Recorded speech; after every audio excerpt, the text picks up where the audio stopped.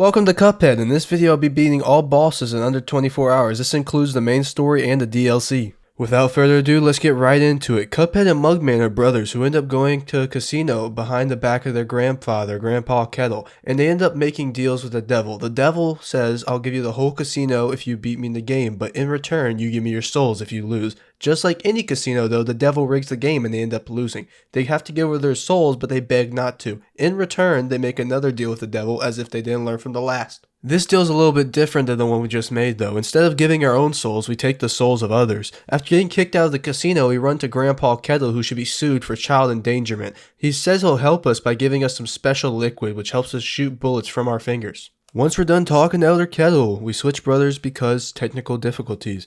We then head outside and walk along until we meet an apple. This apple here has a lobotomy but decides to give us money just cuz. He does talk like he's 30 years old even though he looks like he's 20, but that might be because he's missing part of his brain. We do walk over to this shop that is ran by a pig called Pork Run. Pork Run specializes in weapons that only me and Mugman can use because that must be profitable to him. I don't understand how he keeps up on rent, but we do end up buying Spread Shop. Now we do give him the money and tell him to go buy a sandwich with it.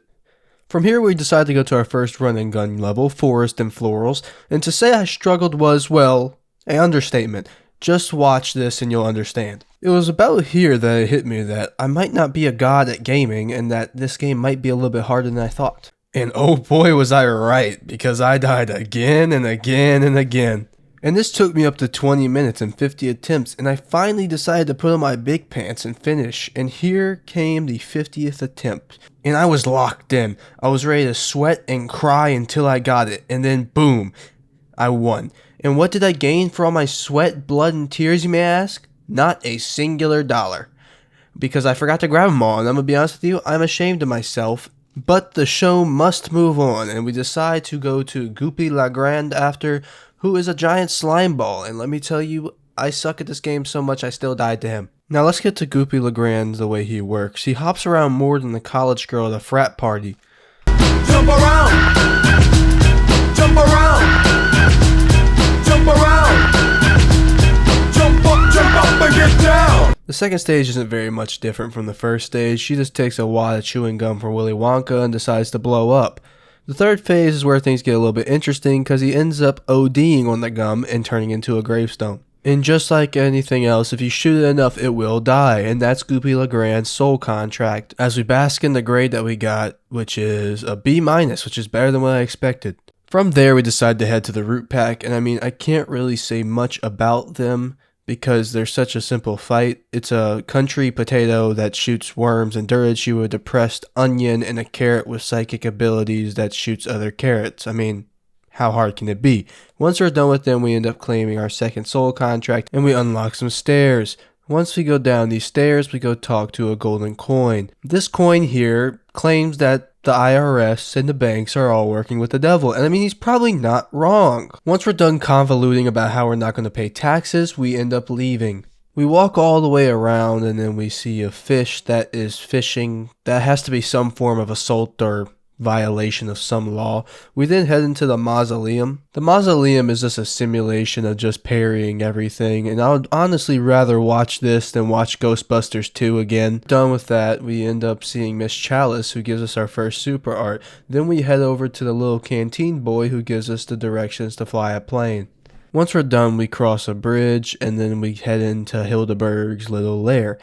Hildeberg is a literal zeppelin that can't fly. She has to use a little unicycle to power her, which makes no sense for her aesthetic whatsoever. Her fight is fairly easy, especially the first phase. She just has 1 to 2 zeppelins and she throws out the word ha. She shoots herself across the left side of the screen and then goes into Gemini, Taurus, and Sagittarius, I think, mode. Why does she have all of them? I don't know, because imagine if she had cancer. If she had cancer, she could just maybe not kill us during the fight, but after she could kill us with radiation. But that's besides the point. Moving on, we keep fighting her in her second phase. She just does the same generic stuff of 1 to 2 zeppelins, throwing out a high every once in a while, and then she goes back into Taurus, Gemini, Sagittarius mode. I don't know my star signs, forgive me, but they spin around in circles and just have a spinning target. It's fairly simple.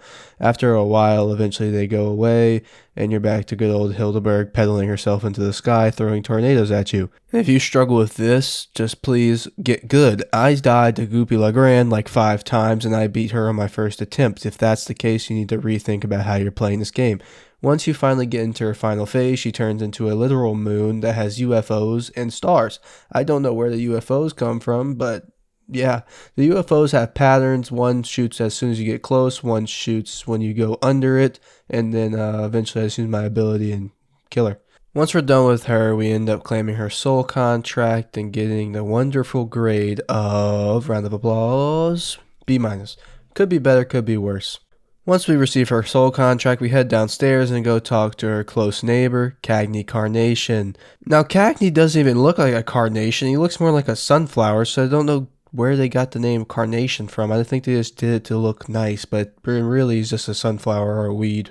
Now, once we start the fight, we see that he has multiple attacks. One's a Reggie, where he just throws seeds in the air. Another one spitting his face in the ground, and acorns, and a boomerang sock thing. Now, his phase is pretty easy if you just hop up and down and have a simple attack that can just follow him wherever, and that's pretty much it for that phase. Third phase is pretty much him just getting angry and turning into a weed. Just stay on top of the platforms and don't drop down. Avoid the little spitballs and you'll be fine. That's pretty much it for that. We beat him and we get a B rank. We grab the soul contracts and then we decide to head to Ribby and Croaks. They're both frogs that oddly enough look like Ken and Ryu from Street Fighter. Ribby and Croaks are both frogs that decided to work at a place where only flies go because this doesn't seem like a safety issue at all. Now going on to the first phase, the frogs have 2 attacks in their first phase, and that's spitting out fireflies, and that's the one on the top, and the bottom one that throws out timed punches. It goes from bottom to top, and they're called Hadoukens. I don't know if that's actually what they're called, but Street Fighter reference. The second phase is pretty easy. It's just the same thing from the left one, while the right one can turn into a trashy fan that you get from like at a convenience store on a family trip. The third phase is very interesting because, well, one rolls into the other's mouth and they turn into a vending machine. Now, I do have some questions about this, like how do they know they can do this? And if they did know, why would they do this more than once? Or why would they even try this in the first place? Because I don't know. But we do end up beating them after a couple of attempts, and that's Ribby and Croaks.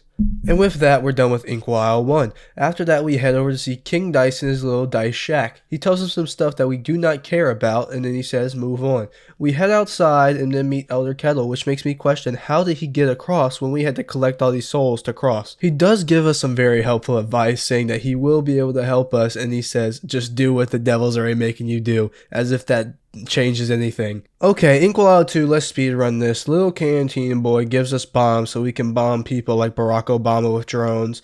And if you decide to walk around a little while longer, you'll end up finding this mystical pond that tells you how many times we died. And let's see how many times I've died. 129 times. Oh, God. I'll give an update at the end of the game to see how bad this gets. Next up, we got Jimmy the Great. Jimmy the Great's what people see after smoking a bunch of weed. Jimmy the Great's the rip-off version of the Aladdin genie. He's such a weird person, but overall his attack patterns are pretty easy. He has a cat's, knives, and some other attacks I forgot because I didn't get past it because I did it once. The first phase is pretty easy to shoot a couple times, and eventually he goes into the second stage. Second stage is very easy too. You just follow the heads and you shoot them and avoid the razor blades that are trying to cut your face like a Gillette razor. The only thing is I have the reaction time of a beached whale, so I did get hit once or twice. It is what it is. I suck at video games. If you're not like me, you'll be just fine though, and then you'll head straight into the third phase. Third phase is pretty easy. He just turns into this wiggly goo. I use my ability and just move on. Stage 3 is the Jimmy just turning into us and doing what Mugman should have done to us a long time ago, shooting us. Now, I'm not going to look up what his hat's called. I'm going to call it a little turban thing because I'm too lazy to Google it. After a couple of go-arounds, we do end up beating him and he goes into his last phase.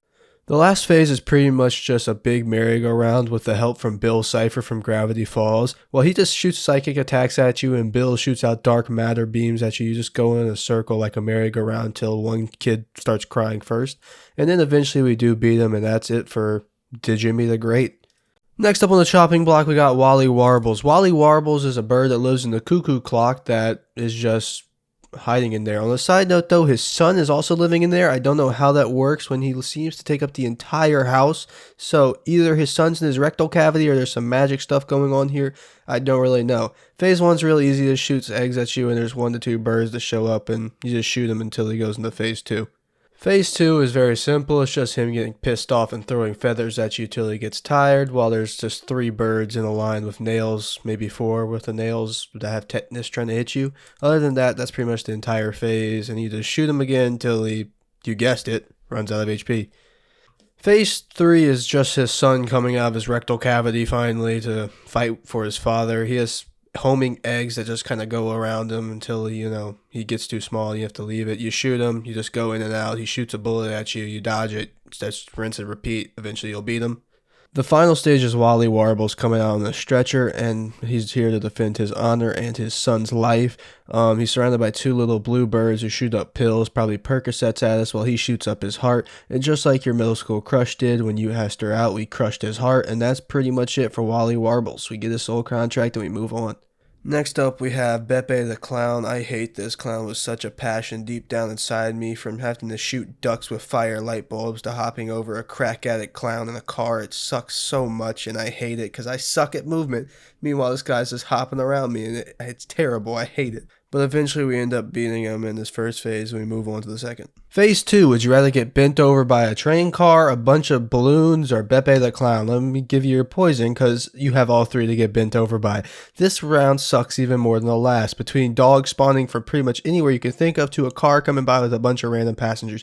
It sucks, it's a clusterfuck, and it's terrible. Moving on. Phase 3, he comes back on Charlie Horse. Does this thing look like a horse to you? It looks like a mule to me, and guess what's back as well? The train. The train does not help at all. Just riding on top of it, getting hit, does not help with anything in life. It's terrible, and then we beat him eventually, and he moves on to Phase 4. Phase 4, Beppe comes back and explains why every single kid cries while they're on the carousel, because if this came up and I was riding it, I would cry like a child too. Other than that, he has the roller coaster still, which still will consistently hit you, and he has penguins that throw baseballs, more accurate than most MLB pitchers. They might as well sign them because of how accurate they throw. You shoot them for a while and they keep throwing baseballs, then they don't start coming back, but eventually if you keep shooting Beppe, he will eventually die, and that's how we get the soul contract from Beppe. Baroness von Bonbons, next on this beautiful list of people we have to murder and take their souls. She has 3 people she sends out. First one for us is the Gumdrop, who's a very interesting kill. He just follows you around essentially like Pac-Man and has a little brother that follows you as well. Just keep shooting him and eventually he'll die.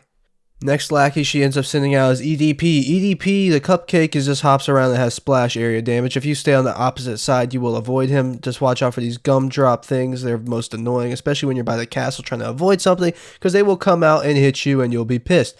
It happened a lot.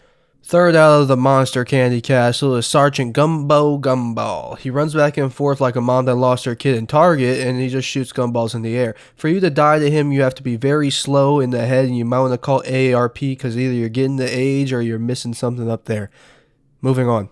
Fourth up, we have the Baroness herself in her monster castle. She just chases us for a while, and all you have to do is avoid the peppermint patties coming out of her by hopping up on top of the little green peppermint thing, and avoid her heat-seeking skull, which she can throw 2 out at a time. It's very hard at times because they will hunt you down faster than a Predator missile from BO2. But other than that, just keep hopping around. Eventually you end up beating her and you claim the soul contract of the Baroness. Next step up on the chopping block, we have Grimastix, the oversized gecko. Phase 1 of his attacks is just literally him shooting laser beams from his mind at you, and that's the easy part. Just make sure you don't fall off the clouds that are moving away from you. Phase 2, he shoots fireballs at you that go up and down. Just jump at the right time. You'll avoid him and watch out for the tail. He's going to try to stick up your ass and make you into a puppet. Other than that, though, just keep shooting him, and eventually you'll move on to Phase 3.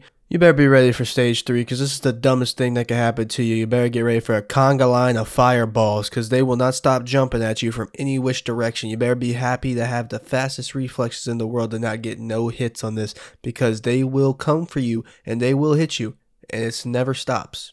So you just gotta keep jumping until eventually you beat him and you move on to stage 4. How do they explain stage 4 properly? Stage 4, he gets 3 heads, turns into a Cerberus lizard gecko thing, shoots fireballs. If you hit the fireballs, they break into 4 pieces, which are hard to dodge.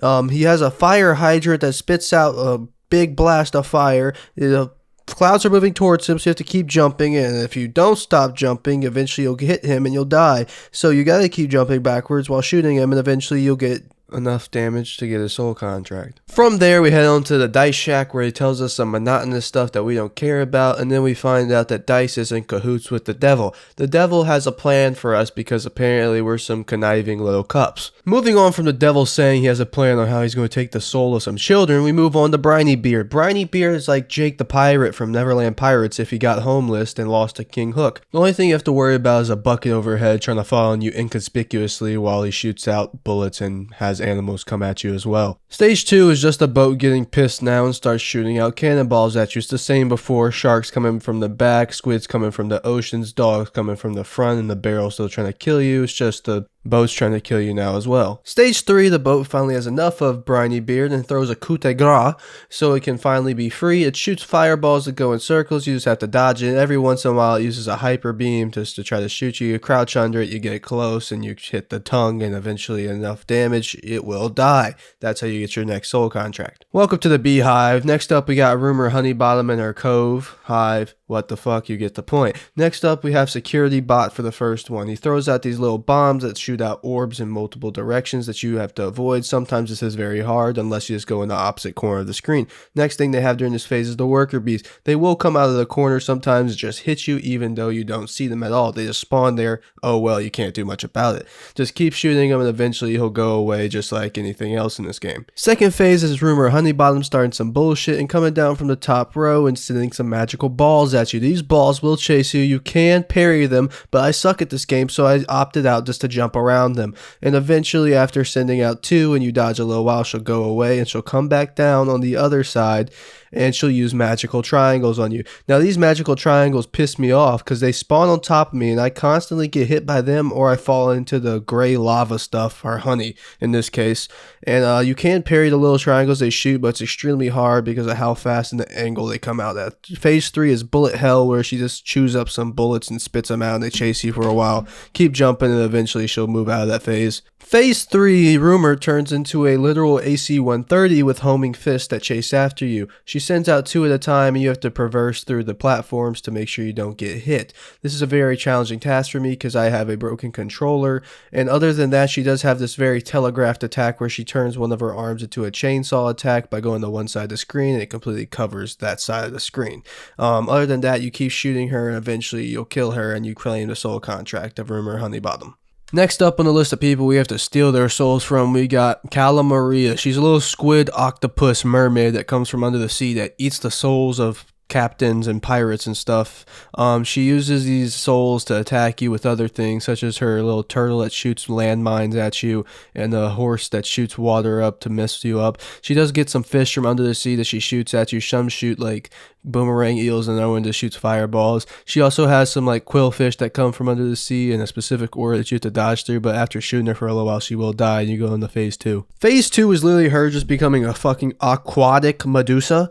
After getting bit by these eels, she becomes this electric snake and her hair goes from an octopus to snakes, and she just keeps spawning these snakes up in the air and they shoot shots at you. Every once in a while she shoot out this beam that like freezes you in place and you have to tap your way out. If you don't, you get hit by the projectiles and you will die if you don't know how to. Just mash buttons till you get out, and that's phase 2. Phase 3 is just her losing her entire body and becoming a levitating skull. I don't know how it works, but there are some things you do have to worry about in this fight. You go into this coral reef fixture, and if you hit the top or the bottom, you take damage. They have these spike things, you hit them, you take damage, and they have these floating skull bubble things. If you hit them, you take damage. And you have to avoid all these while hitting her and not dying. And that's phase 4, 3, whatever, and that's how you beat her and you get her soul contract. Next we have Hail Hitler, or Vermin von Vumbum. I don't know if that's his actual name. I think it's like Vermin Vermin.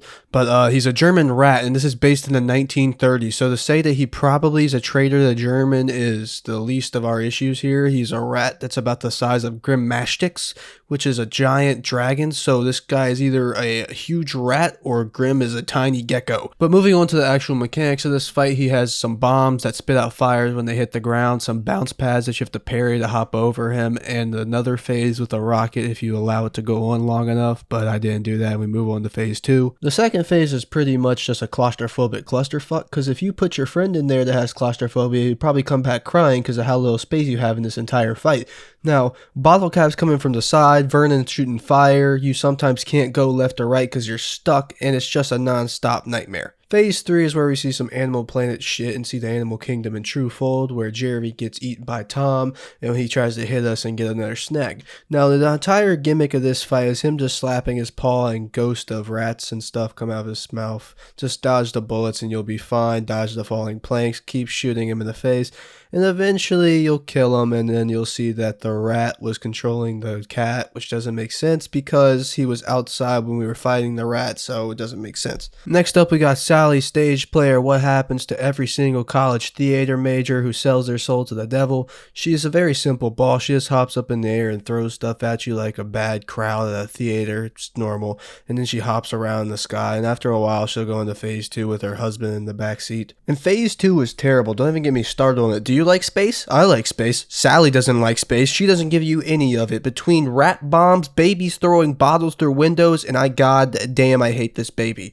and the constant jumping, you won't have space, and she doesn't give you space. You just have to hope to God that you make space, and there's no hope for it when there's constant bombs going around. You just have to pray. Eventually you just hit her till she dies, and you move on to stage 3. Stage 3 is easy. I don't know what happened between stage 2 and 3, but she turns down the difficulty by a lot. You just shoot the meteor, you parry it after avoiding some lightning bolts, you parry the star to go over the wave, and then you just shoot her till she dies. That's pretty much all for this phase because it's just easy. Phase 4, she turns into an angel, starts floating around, and has her little unibrella chasing you with a rose that falls every once in a while. That's it. Just shoot her and she dies, and then you claim her solo contract, and that's Sally's stage play. Oh my god, this guy. This guy right here deserves to burn in the lowest level of hell with this iron giant wannabe robot. I hate this thing with a passion. From no space to constant bombardment. You destroy one part, you get another attack. You destroy another, you get another. You destroy another, you get one more. It's never ending bullet hell, and you're constantly feeling like you're being surrounded. This is terrible. You break it, and then it's just second phase. But to get to second phase, you have to be chased by bombs, shot at by shrapnel, hit by fucking magnets and moving hands. It's never ending hell.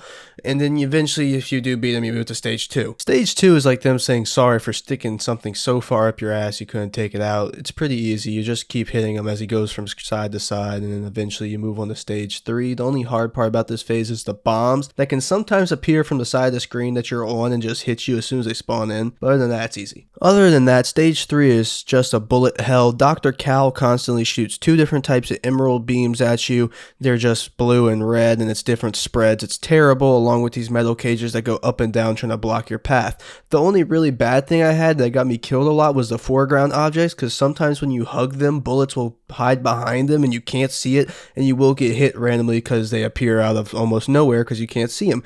Other than that, this phase is pretty easy if you have enough attention span to watch what's going on around you, and eventually you will beat him and get his soul contract, and that's Dr. Cal. Next up, we have Phantom Express. I can't say anything about this. It's just easy. Shoot eyeball, shoot blue thing, shoot soap, parry soap, move on. Phase 2, same thing. Shoot, parry, move, shoot, parry, move, move, shoot, parry, move. Stage 3, go. Can you guess what phase 3 is? If you guessed move, parry, shoot, move, shoot, parry, parry, go, then you're correct. Shoot them, they die, you move on. Stage 4. Welcome to stage 4, where we got some Peter Pan bullshit where a train comes to life and it just chases after you. Now, this phase is just like the last ones with a little bit of a twist. You parry the tail, and then you dodge. Now, there is one other thing. There's like a skull ring or bone ring that chases you, and other than that, you just keep shooting the heart until it dies. You parry it every time the middle part closes, and then eventually he dies, and you move on. Good job, soul contained. Next up, we have King Dice. I don't care for this boss fight at all. It's almost like stubbing your toe against a brick wall a couple of times if you misroll the dice. First up, we got Mr. Wheezy. Mr. Wheezy's cigar that he lights that has the weird ability to shoot fireballs at us, disappear, and appear on the other side in one full attack. I don't know how this works, nor do I care how it works, because he's a stupid boss that you have to beat to get to the last one. After a couple shots, he will beat him. Move on to the next one. Next up on the long list of random things that King Dice has at his disposal, we have Pip and Dot. Pip and Dot are 2 dominoes that are brother, sister, relationship, lovers, I don't know. They look at each other like it's Sweet Home Alabama, and they abuse each other just as much. Pip and Dot have a simple mechanic. They keep pushing you backwards into a spike wall like this is a game of Get Out.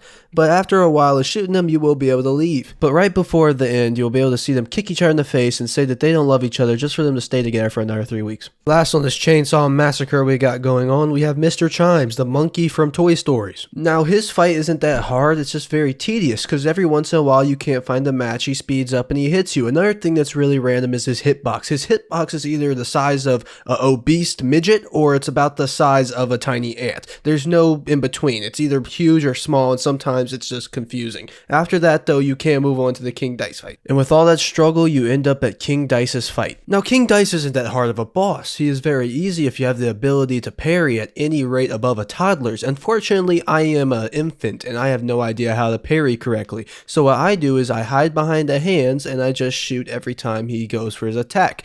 It's very simple, but sometimes he can switch sides and you have to actually try to parry, and it never goes well for me because I suck at parrying. But other than that, we move on and we end up going to the devil. The devil is a very easy fight. Despite being the last boss in the entire game other than the DLC, he is fairly easy and very readable. Most of his attacks are very predictable other than his spin staff attack where you can summon fireballs or just bubbles and they bounce around. The fireball one is very hard to dodge and very unpredictable. Other than that, phase 1 is pretty easy, then he hops into the pit and goes into real hell. Let me summarize phase 2 for you. It's very simple. Dodge the axis, avoid the suicide bombs, and that's about it for phase 2 besides the one poker chip that falls down once in the blue moon. Phase 3 is a little bit harder because we go from 5 platforms to 3 and the poker chips fall more consistently. Also, another variable that gets brought up is these goons that spit out skulls that are hard to avoid if you're stuck on one platform. One last thing that's really difficult is these little goons that come out of their head that I like to call Beyblades because they spin like them. Now, if you shoot for a while, eventually you will take them out, but it is a tight space and eventually sometimes you can get overwhelmed. And just like that, we're at the last phase of this entire game, and at least the main story, and that's it. We beat the devil and that's all.